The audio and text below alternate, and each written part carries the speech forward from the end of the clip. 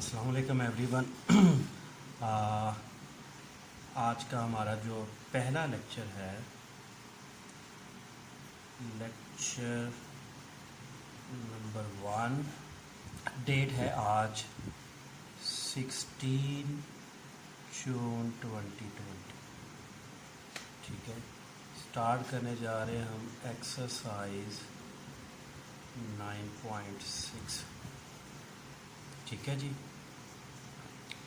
इसमें यह है कि टॉपिक जो है एक्सरसाइज 9.6 में वो है लीनियर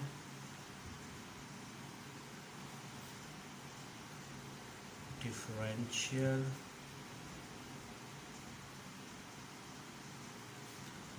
इक्वेशन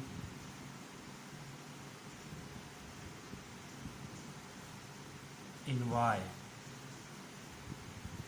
ठीक है, इसकी जो स्टैंडर्ड फॉर्म है वो है dy over dx plus p of x y is equal to q of x।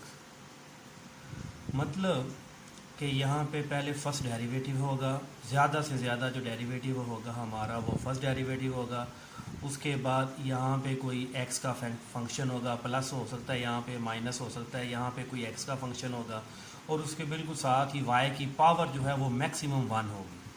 तो इक्वल टू राइट साइड पे हमारे पास कोई भी x का फंक्शन हो सकता है। ठीक है, तो इसके लिए हम एक क्वेश्चन करते हैं जिससे हम ये सारा जो है क्वेश्चन, मतलब ये टॉपिक जो है लीनियर डिफरेंशियल इक्वेशन इन y जो है क्लियर हो जाएगा।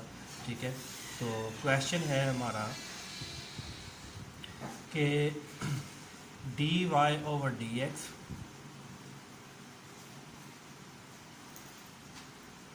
Plus 3 over x multiply by y is equal to 6x के। dy over dx plus 3 over x multiply by y is equal to 6x के।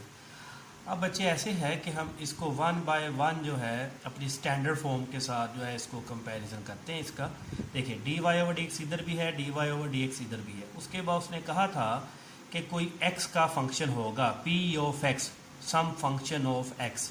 तो ये आप देख सकते हैं कि ये 3 ओवर x जो है हम इसको x का फंक्शन ही कंसीडर कर रहे हैं। और उसके बाद वो कह रहा था साथ आपके पास एक y की पावर होगी जो कि मैक्सिमम 1 पावर होगी। तो इधर भी y की पावर 1 है, इधर भी y की पावर है। You can see is equal to 6x square, means it's the function of q of x। ठीक है, तो q ऑफ x हमारा यहाँ पे 6x स्क्वायर के बराबर है। हाँ जी, हम कर क्या रहे हैं, हम डिफरेंशियल इक्वेशन कर रहे हैं, हमने इसको सोल्व करना है। और आपको पहले भी बताया हुआ है, जो हमने पहले 4 लेक्चर लिए हैं, कि सोल्व करने का मतलब यहाँ पे हम लेते हैं कि dy ओवर dx, यहाँ पे ये जो ऊपर वेरिएबल है y ये डिपेंडेंट वेरिएबल है, और जो नीचे वेरिएबल है ये x इंडिपेंडेंट वेरिएबल है। तो हमने इसको सोल्व करना है। सोल्व करने से मतलब हम ये ले रहे हैं कि जो डिपेंडेंट वेरिएबल है उसकी हमने वैल्यू निकालनी है। या हम ये भी कह सकते हैं सोल्व करने का मतलब ये है कि y और x में कोई ऐसा रिलेशन या कोई ऐसा जवाब आ जाए जिसके अंदर डेरिवेटिव इन्वॉल्व ना हो। ठीक है, अभी तो चूँकि डेरिवेटिव है तो इस वजह से हमने इसको आगे अब जो है इसको सोल्व करना है। तो इसका तरीकाकार क्या है, सबसे पहले हम फाइंड करेंगे, इसको लेबल कर ले पहले, ये इक्वेशन 1 है। ठीक है, उसके बाद हम इंटीग्रेटिंग फैक्टर फाइंड करेंगे जी। इंटीग्रेटिंग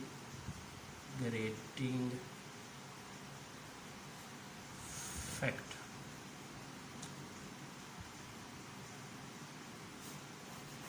ठीक है जी। ये इंटीग्रेटिंग फैक्टर क्या चीज़ होती है, आपने देखना है कि यहाँ पे p ऑफ x जो है, p ऑफ x जो कि 3 ओवर x के बराबर है, उसको हम अंडर कंसिडरेशन रखेंगे और हम इंटीग्रेटिंग फैक्टर निकालेंगे। इंटीग्रेटिंग फैक्टर हमारा होगा IF इज इक्वल टू, इसका तरीकाकार ये होता है कि e की पावर में हमने इंटीग्रेशन करनी है। e की पावर में इंटीग्रेशन करनी है, किसकी इंटीग्रेशन करनी है, p ऑफ x। तो लिखे यहाँ पे p ऑफ x, और चूंकि ये x का फंक्शन है तो डेफिनेटली इसकी इंटीग्रेशन करेंगे with respect to x। It will be equal to e की पावर, अब p ऑफ x हमारे पास है बच्चे 3 ओवर x के बराबर। तो 3/x multiply by 3x। Now again e⁻³ हम बाहर निकाल लेते हैं, तो रह गया हमारे पास 1/x multiply by d of x and again e⁻³ और आप देखते हैं 1/x की इंटीग्रेशन जो है natural log of x। Clear? Now उसके बाद हम क्या करेंगे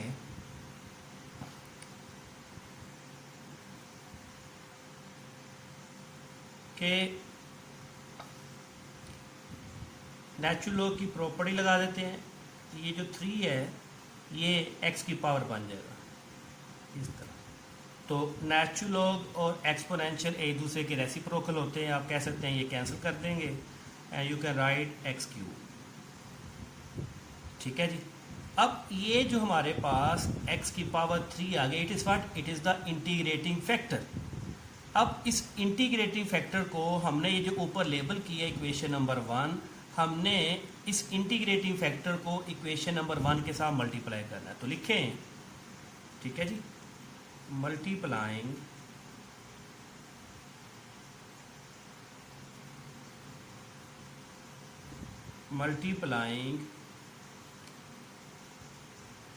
equation 1 by integrating factor x³। ठीक है जी। तो उसके बाद जब आप x की पावर 3 के साथ मल्टीप्लाई करेंगे तो हमारे पास इक्वेशन क्या बन जाएगी जी? You can write x³ dy/dx plus x³ multiply by 3/x y is equal to 6। x की पावर 2 और 3 5 हो जाएगी। ठीक है, इसको थोड़ा सिंपल कर लें, x³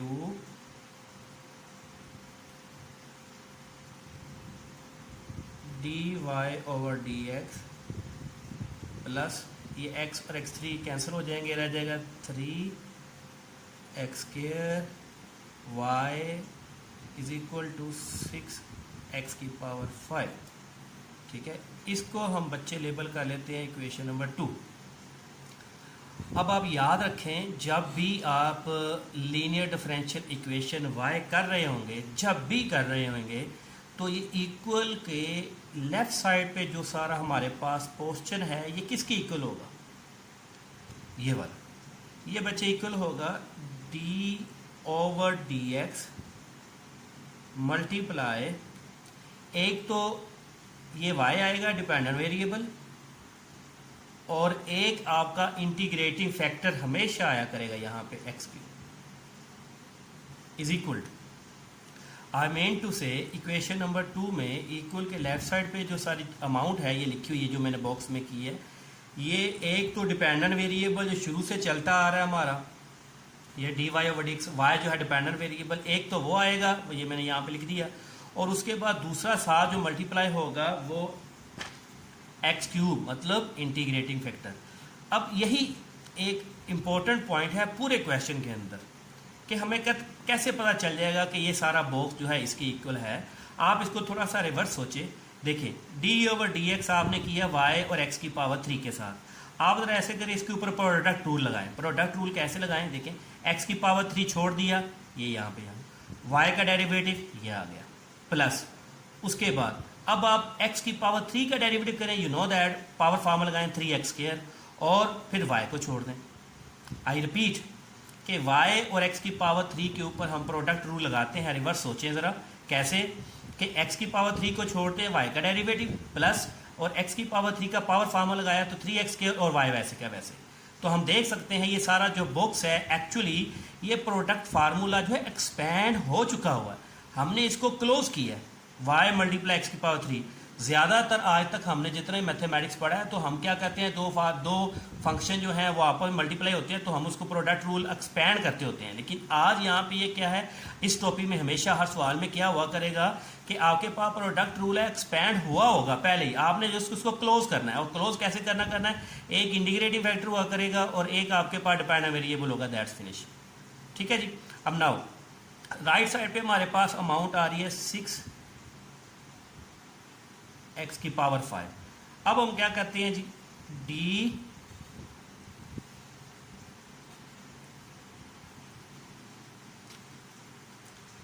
इधर हमारे पास रह जाएगा डी मल्टीप्लाई वाई एक्स की power 3 is equal to 6x की पावर 5 dx।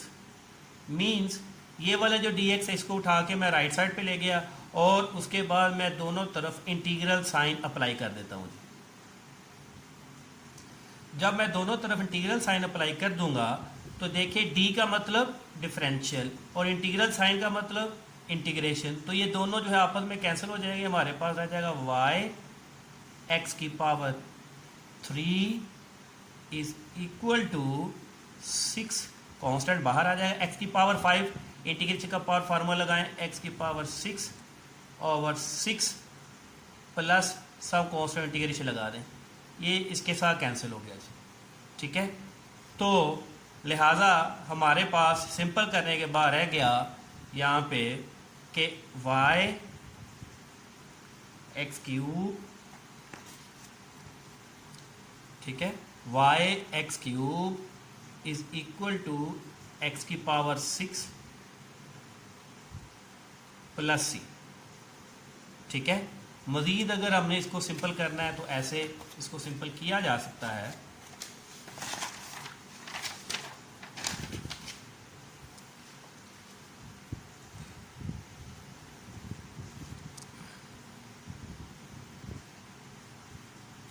हाँ जी, ये एक्स क्यूब जो है उधर जाके डिवाइड हो जाएगा तो हमारे पास आ जाएगा y is equal to x, 6 को 3 पे डिवाइड किया तो हमारे पास क्या रह जाएगी जी, x की पावर 3 प्लस सी एक्स की power -3।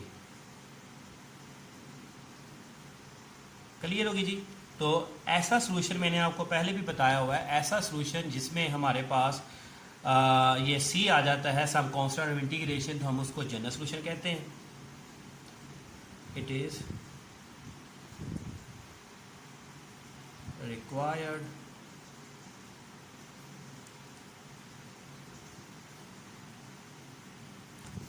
General solution.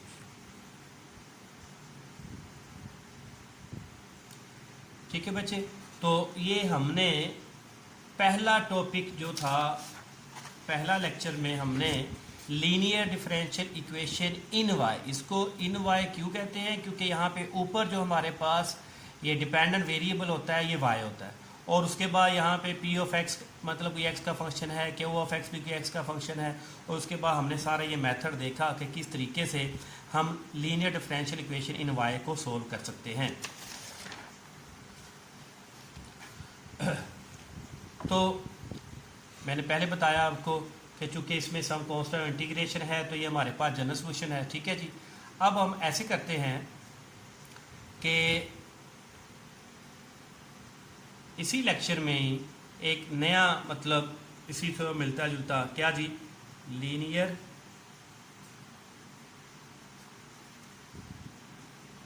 Differential equation in X. पहले जो आपने लीनियर डिफरेंशियल इक्वेशन पढ़ी वो थी linear differential equation in Y, ये linear differential equation in X है।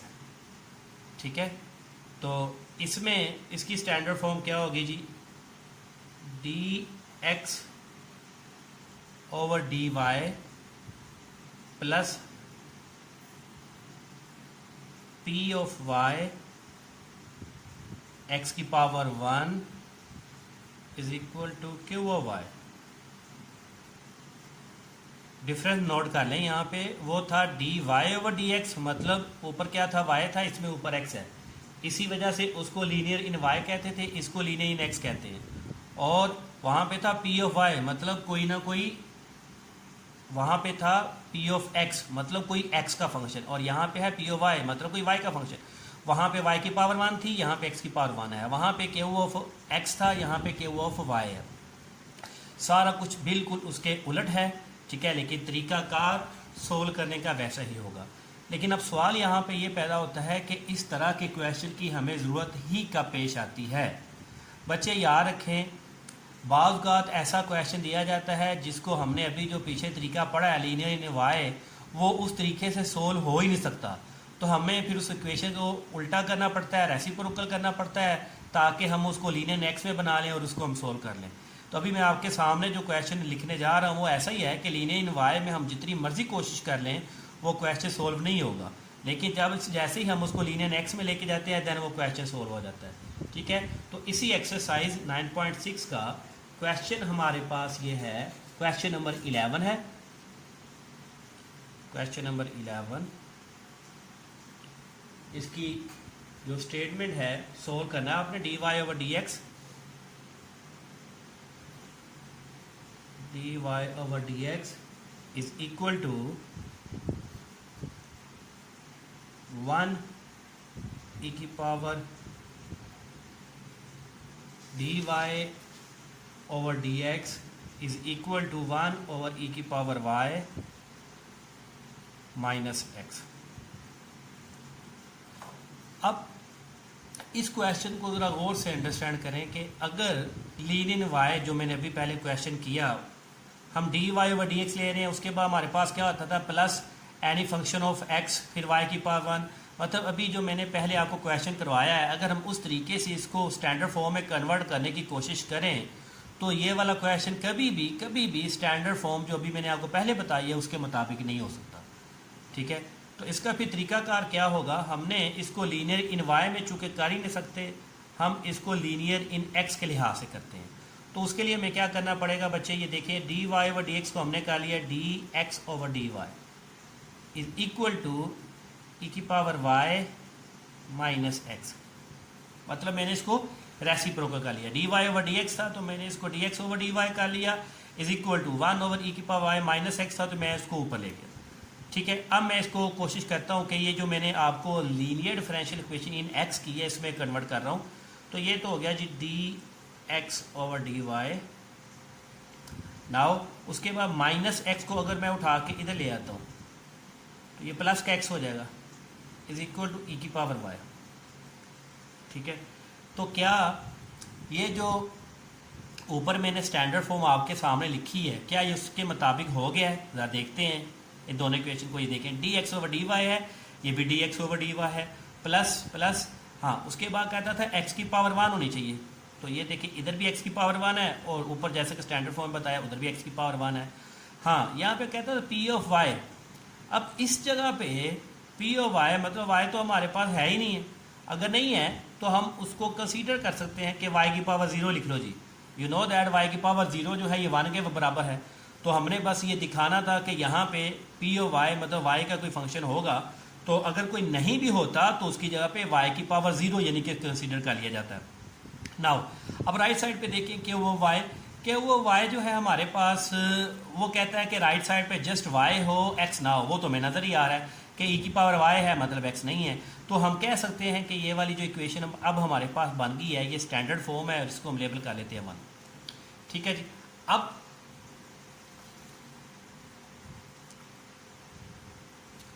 हम क्या करते हैं जी, इसको सोल्व करते हैं। मैंने जैसे कि आपको पहले बताया तरीकाकार वही है, सारा उसी तरीके से ये सोल्व होगा। इसको करो जी integrating factor.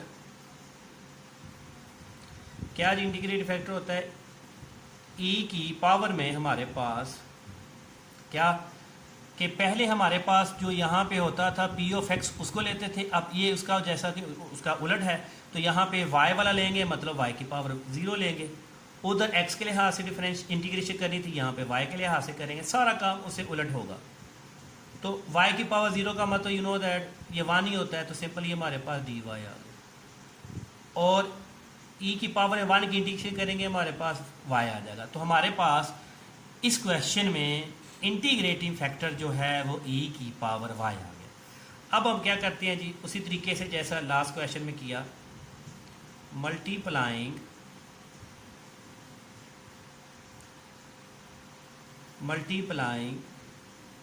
Equation 1 by e raise to power y। अब e की पावर y के साथ अगर हम इसको मल्टीप्लाई करते हैं तो ये क्या इक्वेशन बन जाएगी, इक्वेशन 1 जो है ये हो जाएगा जी e की power y dx over dy, मतलब इसके साथ किया e की power y dx over dy plus e की पावर y की पावर 0 तो ना भी लिखे कोई बात नहीं है, e की पावर y साथ x और इधर e की पावर y और e की पावर y e की पावर 2y होगा। इसको आप इक्वेशन 2 कह सकते हो। अब फिर ये वही तरीका जैसे मैंने लास्ट टाइम आपको क्वेश्चन में बताया है कि जब मल्टीप्लाई कर लेते हैं इक्वेशन 1 को इंटीग्रेटिव फैक्टर के साथ, तो उस वक्त फिर मल्टीप्लाई करने के बाद इक्वल के लेफ्ट साइड पे जो चीज़ बचती है ये सारी की सारी अमाउंट हमारी इक्वल होती है किसके, d ओवर d। उस क्वेश्चन में y नीचे क्या होता था x, इस क्वेश्चन में नीचे क्या होगा y मल्टीप्लाई क्या जी, एक तो ये डिपेंडेंट वेरिएबल होता है जो यहाँ पे, अब इस क्वेश्चन में क्या डिपेंडेंट वेरिएबल x एक वो होता है मैंने बताया था आपको, और दूसरा मैंने आपको बताया था इंटीग्रेटिंग फैक्टर e की पावर y। आप चाहें तो इसके रिवर्स प्रोडक्ट रूल दोबारा देख सकते हैं, इसको चेक कर सकते हैं। चले देखते हैं कैसे। हाँ जी, ये चीज़ इसके इक्वल कैसे है। सबसे पहले e की पावर y को छोड़ दिया, ये देखिए वैसे ही वैसे x का डेरिवेटिव किया y के लिहाज से, ये लिखा हुआ है, प्लस उसके बाद क्या किया आपने जी, अब x को छोड़ दें, ये छोड़ दिया, और e की पावर y की डेरिवेटिव जो होती है वही की वही होती है, वैसे आ गया। तो लिहाजा ये सारा बॉक्स जो है इसको हम रिवर्स करें तो ये बन जाता है, या इसके ऊपर प्रोडक्ट रूल लगा दें तो ये बन जाता है। ठीक है, तो मैंने आपको पिछले क्वेश्चन में भी यही कहा था कि ये जो आज का जो हम टॉपिक करवा रहे हैं इसमें प्रोडक्ट रूल एक्सपैंड हुआ होता है, हमने उसको क्लोज करना होता है। ठीक है जी, और राइट साइड पे वैसे ही e की पावर 2 है। फिर उसके बाद क्या करेंगे जी, डी एक्स e की पावर y, ये नीचे जो dy है इसको उठा के हम उधर ले जाते हैं,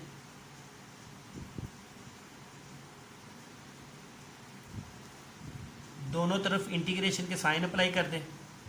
फिर उसी तरह उसी आर्गूमेंट को लेते हैं जो पिछले क्वेश्चन में किया था, डी से मतलब डिफरेंशियल, इंटीग्रल साइन से मतलब इंटीग्रेशन, ये रेसिप्रोकल है, कैंसिल हो गए। एक्स ई की पावर वाई, ये वैसे का वैसे। अब ई की पावर 2y इसकी इंटीग्रेशन करेंगे, आपको मालूम है ई की पावर 2y की इंटीग्रेशन ई की पावर 2y हो गया। ठीक है, और जब पावर का डेरिवेटिव करें 2y करेंगे नीचे 2 आ जाएगा।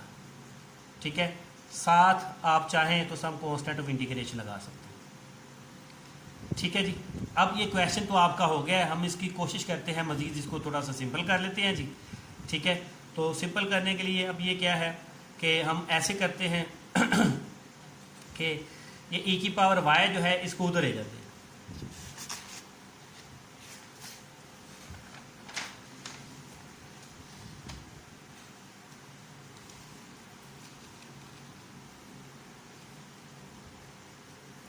हाँ बच्चे, ऐसा करते हैं कि e की पावर y जो है डिवाइड करेंगे तो हमारे पास आ जाएगा x is equal to e की पावर y के साथ डिवाइड किया तो ये 2y था, तो रह जाएगा e की power y divided by 2 plus divide किया है तो ये रह जाएगा c e की पावर माइनस y। ठीक है, तो ये भी आपका इस डिफरेंशियल इक्वेशन का जनरल सॉल्यूशन आ गया। ये डिफरेंशियल इक्वेशन कौन से वाली थी, इन x, तो इसको लिख सकते हैं हम, इट इज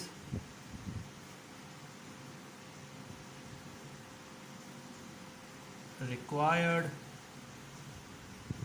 सॉल्यूशन,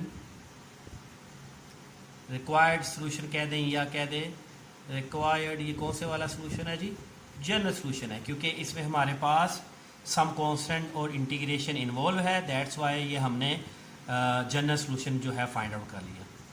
तो ये क्वेश्चन जो है इम्पोर्टेंट क्वेश्चन है। इस तरह के क्वेश्चन जो है इम्पोर्टेंट क्वेश्चन होते हैं कि हमारे पास जो गिवन डिफरेंशियल इक्वेशन होती है वो लगता तो ऐसे है कि लीनियर इन वाई है, लेकिन हम जितनी भी कोशिश कर लें वो लीनियर इन वाई में सोल्व नहीं हो पाती। दैट्स वाई फिर हम क्या करते हैं, उसको जी कन्वर्ट कर लेते हैं। कन्वर्ट किस में कर लेते हैं, लीनियर इन एक्स में कन्वर्ट कर लेते हैं। और जब एक्स में कन्वर्ट हो जाती है लीनियर इन एक्स, देन वो क्वेश्चन सोल्व हो जाता है। ठीक है, अब ये दूसरा क्वेश्चन हमने कर लिया। ठीक है, ये हम कौन सी एक्सरसाइज कर रहे हैं आपको बताया हुआ है, जो हम बुक फॉलो कर रहे थे। 9.6 है ये, और अभी तक हम इसकी लीनियर इन वाई भी कर चुके हुए हैं, लीनियर इन एक्स भी कर चुके हुए हैं। ठीक है, और अब इसमें इसी एक्सरसाइज में जो तीसरी टाइप है बर्नौली डिफरेंशियल इक्वेशन, जो है 3 छोटी छोटी इसमें टाइप्स हैं 9.6 में, तो हम 2 कर चुके हैं, तीसरी जो है अब हम इसमें करने जा रहे हैं। ठीक है जी, तो तीसरी क्या है, the Bernoulli equation. The Bernoulli equation.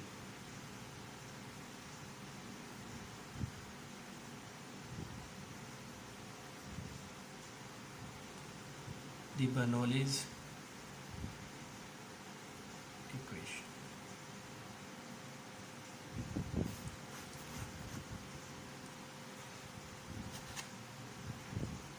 हाँ बच्चे, द बर्नौली इक्वेशन जो है इसकी स्टैंडर्ड फॉर्म भी मैं आपके सामने लिख रहा हूँ। D Y over D x plus P of x y is equal to cube of x y की पावर n। यहाँ पे गौरतलब क्या चीज़ है कि हमने जो लीनियर डिफरेंशियल इक्वेशन इन y की थी और ये जो बर्नौली इक्वेशन है में फ़र्क देखें। D Y over D x उसमें भी था, इसमें भी है। पी ऑफ एक्स उसमें भी था, इसमें भी है। वाई की पावर 1 उधर भी था, इधर भी है। क्यू ऑफ एक्स कोई एक्स का फंक्शन, ये भी रिपीट हो रहा है। लेकिन फ़र्क है ये, उधर हमारे पास यहाँ पे कोई भी वाई की पावर नहीं होती थी, लेकिन अब जो बर्नौली इक्वेशन है ये सेम तकरीबन उस जैसी है, मिलती जुलती है लीनियर इन वाई वाली, लेकिन इसमें फ़र्क क्या है, जैसे यहाँ पे वाई की कोई ना कोई एक पावर आ जाती है। तो इस क्वेश्चन को किस तरीके से सोल्व करना है, उसके लिए हमारे पास एग्जाम्पल के तौर पे हम ये लेते हैं क्वेश्चन जी, क्या, d Y over D x plus x multiply by y 1 minus x square is equal to x y की पावर 1/2। ठीक है जी। इसको कैसे सोल्यूशन करना है, पहले आप इसको देख ले कि ये हमारे जो है स्टैंडर्ड फॉर्म के साथ मैच कर रही है या नहीं। देखें उधर क्या था बर्नौली में डी वाई डी एक्स, इधर भी है डी वाई डी एक्स, उसके बाद कोई एक्स का फंक्शन होगा, तो ये देखो क्या है, x over 1 minus x square, x का फंक्शन भी है। वाई की पावर 1 चाहिए होता है, वाई की पावर 1 भी है। कोई एक्स का फंक्शन होना चाहिए, क्यू ऑफ एक्स, वो वहाँ पे उसकी जहाँ पे एक्स आया हुआ है, और उसके बाद वाई की कोई पावर चाहिए तो वाई की पावर भी है। तो इसका मतलब ये है, ये हमारे पास स्टैंडर्ड फॉर्म में गिवन है। हमने इसमें क्या करना है, जब बर्नौली इक्वेशन के स्टैंडर्ड फॉर्म के साथ आप इसका कंपैरिजन कर लें, तो आपने ये जो y की पावर 1/2 है, मतलब किसी भी बर्नौली के क्वेश्चन में राइट साइड पे y की जो पावर होती है वो आपने क्या करना है, दोनों तरफ उसको डिवाइड करना है। मतलब डिवाइडिंग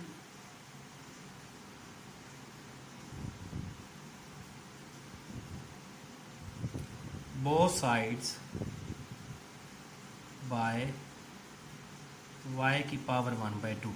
अब जब इसके साथ हम डिवाइड करते हैं तो इधर क्या आ जाएगा, 1 ओवर y की power 1/2 d Y over D x plus x multiply by y 1 minus x square, इधर भी डिवाइड कर लें, y की power 1/2 equal to x y की पावर 1/2, इधर भी डिवाइड कर लें, y की पावर 1/2। ठीक है, मतलब मैं फिर बोल रहा हूँ, यहाँ पे इस तरफ ये जो स्टैंडर्ड फॉर्म में y की पावर n है, यहाँ पे n का मतलब लिया जा रहा है क्वेश्चन में 1/2। यहाँ पे ये वाला जो होगा y की सम पावर, उसको आपने दोनों तरफ डिवाइड कर लेना। जब मैंने दोनों तरफ डिवाइड कर लिया तो मेरे पास इक्वेशन क्या बन जाती है, ये देखिए ज़रा, y की पावर -1/2 हो जाएगी ऊपर जाके, और dy/dx। उसके बाद प्लस ये हाफ पावर जो है इसके साथ कट जाएगी तो क्या रह जाएगा, x, y की पावर इधर रह जाएगी हाफ, नीचे आ जाएगा 1 - x² इज इक्वल टू, ये इसके साथ कट गए, y की पावर 1/2, y की पावर 1/2, इधर रह गया x हमारे पास। ठीक है जी। जब आप y की पावर 1/2 के साथ दोनों तरफ डिवाइड कर रहे हैं तो सिंपल करने के बाद आपके पास ये वाली इक्वेशन होगी। ये इक्वेशन क्या है हमारे पास, y की power -1/2 dy/dx plus x y की power 1/2 over 1 - x² is equal to x।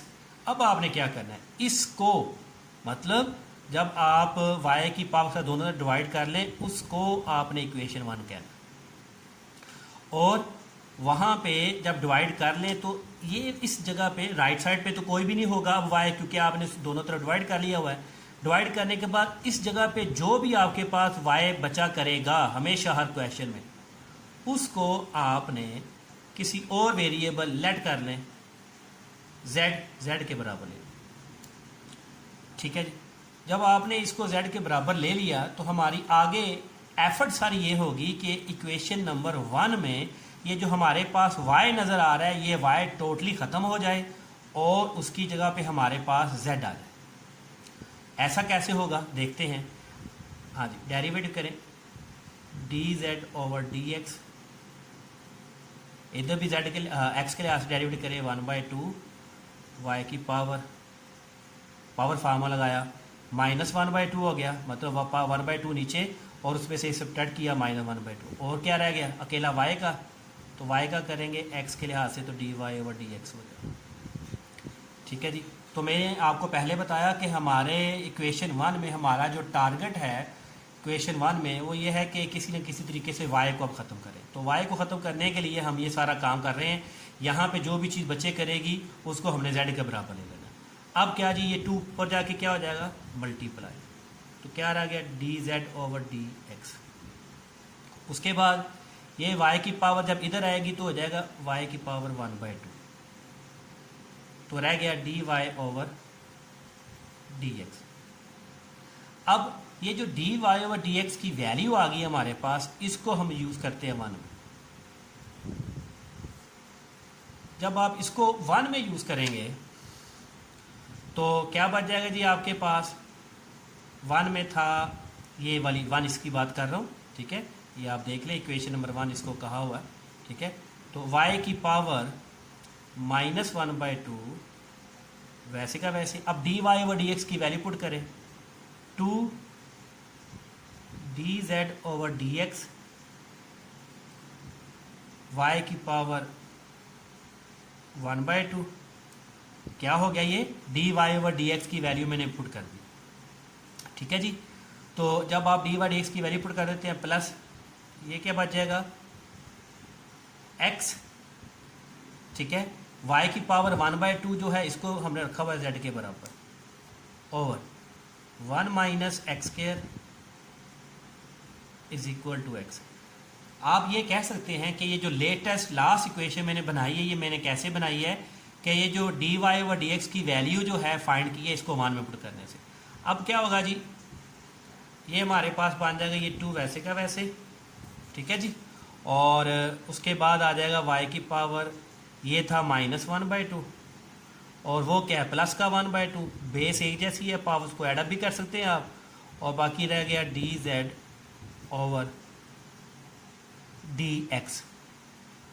ठीक है जी, और plus x z 1 - x² is equal to x। अब ये सारा कट जाएगा। अब बाकी सिंपलेस्ट फॉर्म जो है हमारे पास जो रह गई है वो लिखते हैं।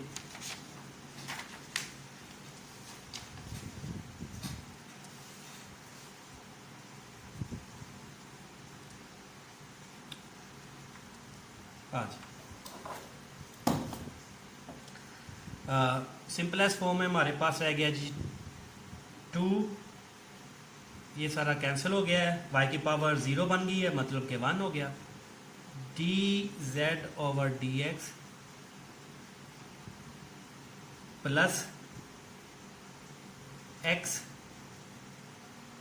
z 1 minus x square is equal to x। अब ये जो 2 है इसको भी हम चाहें तो यहाँ से सिंपल कर देते हैं, 2 के साथ डिवाइड करेंगे जी, क्या रह जाएगा dz/dx, 2 के साथ डिवाइड किया, plus 2 into 1 minus x square x z is equal to x. अब बच्चे ये जो हमने z लेके आए थे उसका फ़ायदा जो हुआ ये आपके सामने है। गौर करेंगे क्या बन गई हुई है, dz/dx प्लस z की पावर 1 और इधर कोई x का फंक्शन। हम कह सकते हैं ये क्या है, लीनियर इन z। और यही हमारी कामयाबी है कि हमने बर्नौली से किस तरीके से y को ख़त्म किया और फिर हम ये वाली फॉर्म ले आए। ये वाली फॉर्म क्या कहलाती है, आप स्टैंडर्ड फॉर्म जो मैंने आज के लेक्चर में सबसे पहले आपको बताई वो था dy/dx, तो y की जगह z आ गया, उधर था y की पावर 1 यानी कि z की पावर 1। तो सिंपल हम ये कह सकते हैं ये क्वेश्चन सारे का सारा जो आज हमने सबसे पहला क्वेश्चन किया ये सारा क्वेश्चन उससे जैसा ही बन गया है, सिर्फ फ़र्क क्या है, वहाँ पे y था, यहाँ पे हमारे पास z आ गया हुआ है। ठीक है, अब आपको मालूम है आगे क्या तरीकाकार है, हम उसी तरीके की तरफ चलते हैं। हाँ जी, इसको लेबल कर लें जी, इक्वेशन नंबर 2 कह लें। तो इंटीग्रेटिंग फैक्टर अब क्या होगा जी, e की पावर में हमने लेके जाना है। ठीक है, तो चूंकि ये है लीनियर इन z, तो z के साथ जो सारा x का फंक्शन है इतना इतना सारा, ये इसकी इंटीग्रेशन करेंगे। तो ऊपर क्या है जी, x over 2 1 minus x square dx। तो ज़्यादा क्लियर करने के लिए 2 जो है मैं उसको बाहर लिख लेता हूँ, 1/2। तो क्या हो गया जी, x 1 माइनस एक्स स्क्वायर और dx। फिर उसके बाद मैं क्या करता हूँ जी, 1/2 ये 1 माइनस एक्स स्क्वायर का डेरिवेटिव ऊपर बनाने की कोशिश करते हैं जी। तो 1 माइनस एक्स स्क्वायर का डेरिवेटिव क्या होगा जी हमारे पास, बताएं ज़रा। वो है 1 माइनस एक्स स्क्वायर का डेरिवेटिव जो है -2x। तो हमारे पास तो जस्ट x है, तो हमें क्या क्या और चाहिए, बोले जी कि माइनस एक्स स्क्वायर है तो हमें चाहिए -2x करना है, तो -2।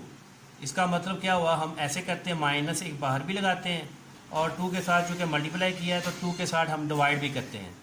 ठीक है जी, तो 2 के साथ डिवाइड जब आपने कर लिया तब आप देख सकते हैं कि हमारे पास क्या बन गया जी, e की पावर -1/4 बाहर है और -2x over 1 minus x square. ठीक है, और यहाँ पे dx भी लिखना है, यहाँ पे ऊपर भी यहाँ पे dx लिख लो।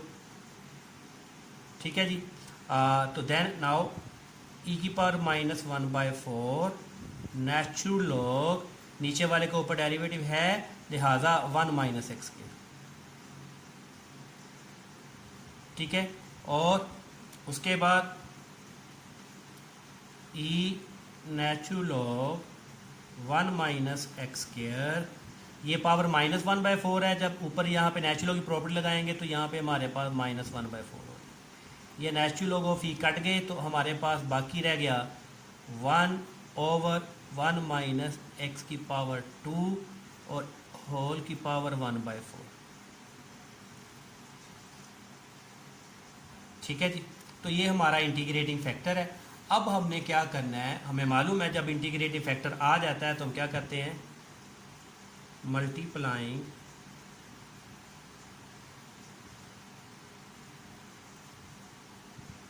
Equation 2 by 1/1 minus x square इसकी पावर 1/4। ठीक है जी। तो उसके साथ मल्टीप्लाई करते हैं तो क्या हो जाएगा जी, इक्वेशन 2 को 1 minus x square power 1/4 dz/dx। ठीक है, और उसके बाद मल्टीप्लाई करना है हमने, plus 1/1 minus x square power 1/4 multiply किसके साथ, x Z over 2 1 minus x square.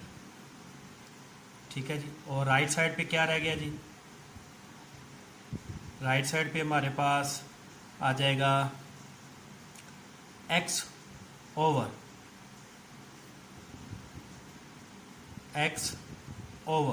क्या जी, 1 माइनस एक्स स्क्वायर की पावर 1/4।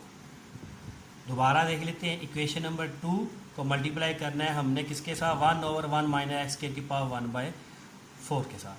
ठीक है, तो dz/dx ये है, इसके साथ हमने इसको मल्टीप्लाई करना था, तो ये पावर जो है जो 1/समथिंग है, इस वजह से हम इसको ऐसे माइनस भी लगा सकते हैं। ठीक है, और इधर वैसे का वैसे लिख दिया नीचे। ठीक है, xz/2 1 minus x square x over this, अभी ठीक है। तो मैंने आपको पहले भी 2 क्वेश्चन में यही चीज़ बताई, अब फिर वही है कि ये सारे वाला जो बॉक्स है ये क्या होता है जी,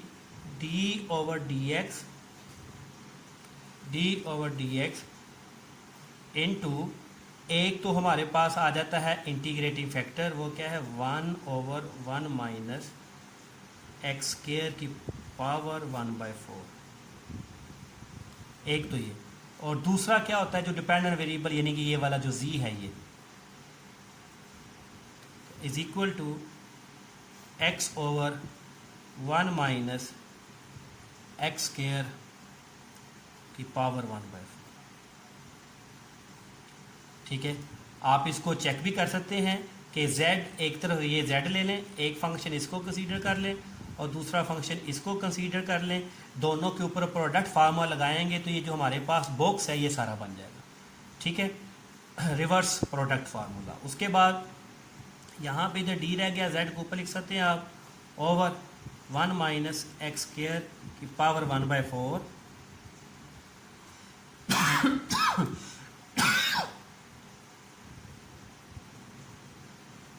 x, ये वाला dx उठा के उधर ले जाएं, 1 माइनस एक्स स्क्वायर की पावर 1/4, दोनों तरफ इंटीग्रल साइन अप्लाई कर ले। ठीक है, आगे ये क्वेश्चन सेम वैसे ही है, d का मतलब डिफरेंशियल, इंटीग्रल मतलब इंटीग्रेशन। तो हमारे पास z/1 माइनस एक्स स्क्वायर की पावर 1/4, और इधर हम जो है इसकी इंटीग्रेशन कर लेंगे, x की इंटीग्रेशन कर लेंगे, तो आपका क्वेश्चन जो है सोल्व हो के ये आ जाएगा z और x में। तो बाद में जब z को ख़त्म करना होगा तो हमें पता है कि z is equal to y की पावर 1/2 है, बैकवर्ड सब्स्टिट्यूशन करेंगे तो हमारा ये क्वेश्चन जो है क्लियर हो जाएगा। ठीक है जी, अब आप ये नोट कर लें कि जो जो से क्वेश्चन आपने करने हैं। ठीक है, एक्सरसाइज 9.6 है, ये कंप्लीट एक्सरसाइज करनी है आपने, 20 क्वेश्चन हैं इसके। ठीक है, तो इसमें कुछ इनिशियल वाली प्रॉब्लम भी हैं, ये मैंने आपको पहले करवाई भी हुई है। इनिशियल वाली प्रॉब्लम का मतलब यू नो दैट कि हमने जो सम कांस्टेंट इंटीग्रेशन जो होता है उसको रिमूव करना होता है। तो आपने एक्सरसाइज 9.6 के 20 क्वेश्चन करने हैं, और ये एक्सरसाइज है पेज नंबर 407 पे। ठीक है जी, ओके, अल्लाह हाफिज़, बेस्ट ऑफ लक।